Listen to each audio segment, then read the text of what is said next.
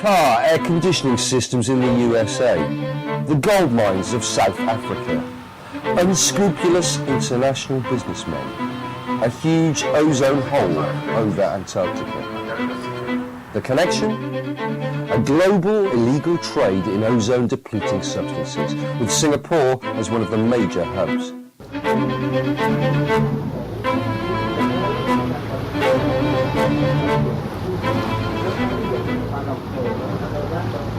The illegal trade in ODS is of particular concern as the ozone layer continues to remain in a very fragile state. The increased ultraviolet radiation reaching the Earth can have a direct influence on human health, causing conditions such as cataracts and skin cancer.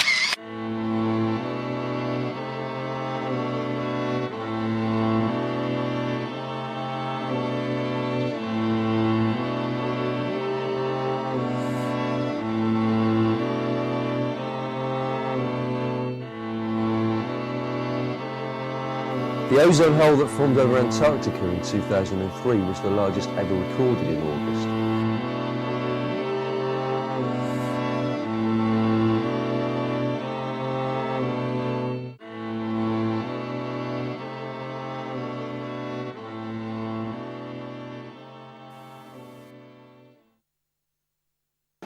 The Environmental Investigation Agency's investigations into the illegal ODS trade in developing countries revealed an interesting insight into this trade.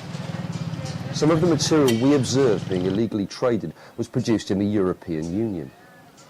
While the production facilities in the EU are perfectly legal, unscrupulous brokers and traders still buy the material from the producers and attempt to divert it on to the more lucrative black market in developing countries. Transit countries play a key role in this illegal trade, and EIA has tracked the route of CFCs through such intermediate countries. EIA's investigations revealed in our latest report, Lost in Transit, indicate that two transit points that continue to crop up in the illegal trade in ODS are Dubai and Singapore.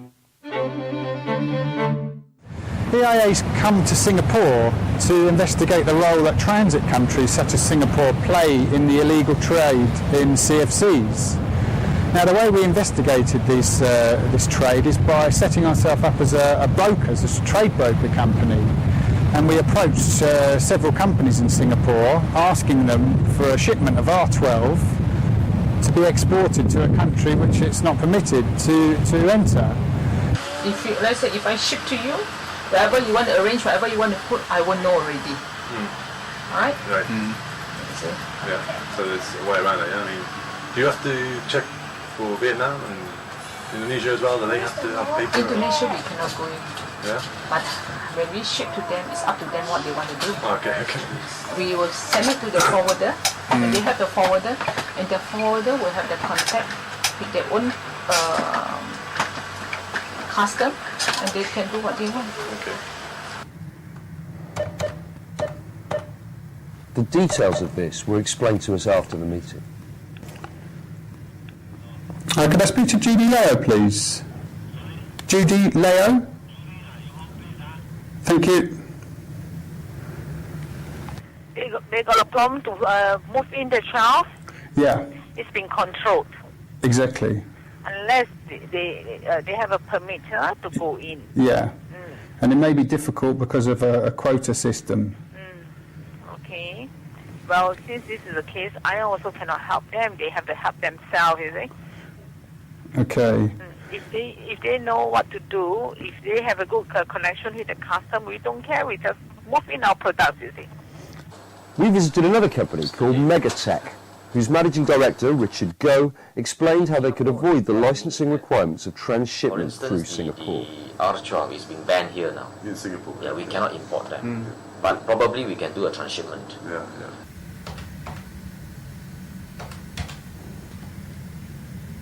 Hello, is that Richard Goh? My factory people will issue me a set of bill of lading Right. to the destination port, let's say in South Africa. Yeah, and the port, because it would be As burdened. soon as the vessel leaves, Yeah, the set of document will be DHL to my office. right. And I do a switch BL, putting your name as the shipper.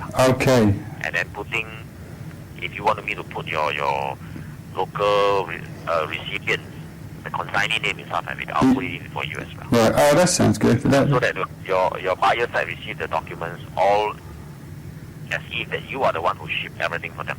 Right. Our name will never come in anyway.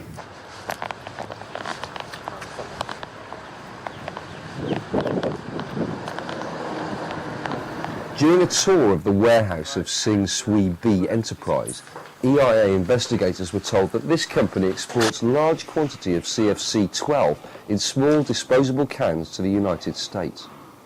We were shown one such consignment, which was destined for Alabama in the USA. So this is, just now we talked regarding the aerosol can. This is how you pack it, yeah? Nah, we do that, you see. We want this one export to USA. Okay. This is the smoked 12. Yeah, aerosol can. Okay. Right. Maybe I can clear it up a bit because I maybe I'm misunderstanding. But did you say that in the aerosol cans for CFC-12 you can send to America, for example? Yeah. Yes. And do you need a quota for that? I suppose so. But you still can, yeah. We still can, yes. Right. And you ship direct there. Yes, direct, correct. Now, we had a range of responses from, at one end, companies which were above board and told us that we needed to check with our importing country for regulations and licensing systems and quotas, right across the spectrum at the other end to companies such as one Lim Peng Enterprises, which was happy to bend the rules to send material to countries it shouldn't send it to offer to give us mixed containers with false paperwork. So that's easier than Indonesia to do business with, is it? Vietnam? We always need connections. Yeah. Right. You see, whenever we do business, we must have connections. Right. But the paperwork for these gases, like 12, it's the same in Vietnam. Paperwork not important. Once you have connections, paperwork not important. They are only on paper. Yeah. It's a paper. It can always be manipulated. Yeah. You can always print them out anytime. Yeah. But most important is the relationship. Yeah. The connections. Yeah. Absolutely. Because there's definitely demand. There is a demand there. So you have to use maybe some tactics, some creative ways to bring them in. Yeah. No, if you are selling to places like South Africa where they can, or to countries that cannot import them, then what I said just now, creative, we send in small cans like that. Yeah. You will not detect. Yeah. We say something else. Aircon oil, we call it. This goes into Japan. Aircon Honda for Honda. Aircon oil. Yeah, so it goes in. Yeah. No problem, man. Creative. Mr. Ong was more explicit in the follow-up email after we'd met with him. He started off by saying, I believe by being creative at both ends, we should have a great business together. He then went on to describe in his email how the cylinders would be packed. The cylinders of R22 would be shrink-wrapped to make it difficult to access from the doorway to reach inside because it's so tightly packed. He went on to add that all our clients are happy with this arrangement.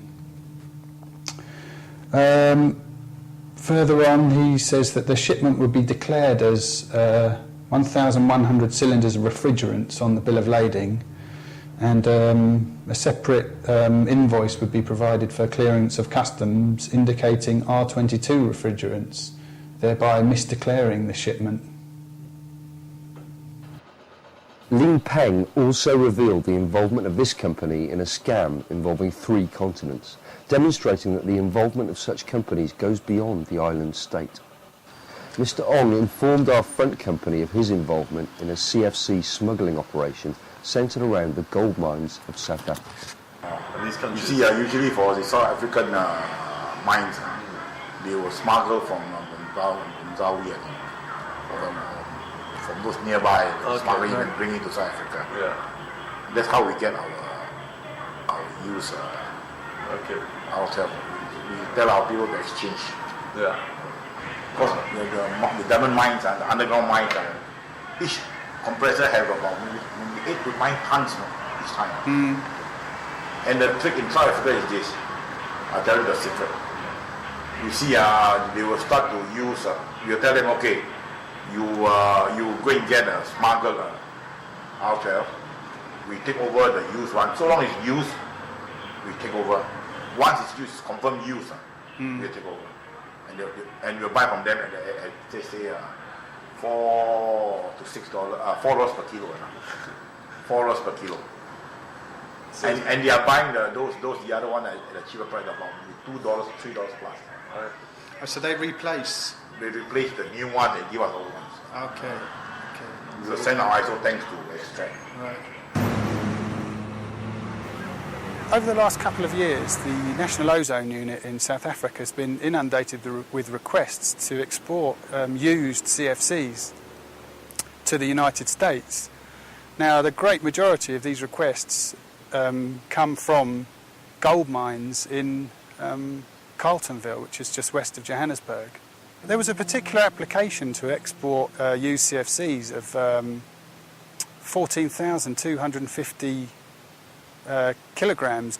Now, when the National Ozone Unit checked into this, not only had the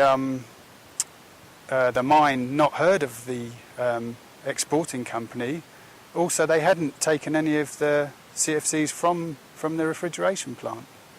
So for that reason, the shipment was seized, and the material was taken and destroyed. A special case was when one guy said, I'm going to service 4 chillers in a mine, and the total gas that will be recovered from those chillers will be in the vicinity of 28 tons. And they were hoping to bring in some more virgin stuff to top up until it is 28. And we said, this is less than that, and you declared 28. And where are you getting the 28 from? Because these 2 chillers haven't been working for ages. You know, they got stuck. And still now, the case is on. And I think a few heads will roll, because we are working now hand in hand with the South African Police Service, who are investigating the issue. EIA has also collated evidence of illegal trade in a number of other countries, such as Pakistan, Bangladesh, the Philippines, Malaysia, the Caribbean and Japan. Transit countries, such as Singapore, are identified as a very weak link in the chain, making it easy for unscrupulous traders to divert material onto illegal markets. To prevent the success and integrity of the Montreal Protocol from being undermined by the illegal trade in ozone-depleting substances, there needs to be greater transparency in dealing with these materials. Now, it needs to be improved traceability as far as the paperwork is concerned, so that a shipment can be followed from producer to consumer, preventing it being diverted onto the illegal market. Tighter controls are needed for goods in transit, and say, for example, matching imports and export permits, which would help to identify the smuggled material and illegal material. Key to this, of course, is the training of customs officials and other relevant officials, which would help hugely in identifying illegal material and combating the illegal trade in CFCs. Some responsibility for this illegal trade also lies with the producers of the ODS. The chemical manufacturers need to take more responsibility in verifying that the ODS they produce ends up at its intended destination country, and these countries are not oversupplied. Ultimately, the best solution is to accelerate the phase-out of CFCs. The Montreal Protocol should respond to this challenge by bringing forward the final phase-out of CFCs.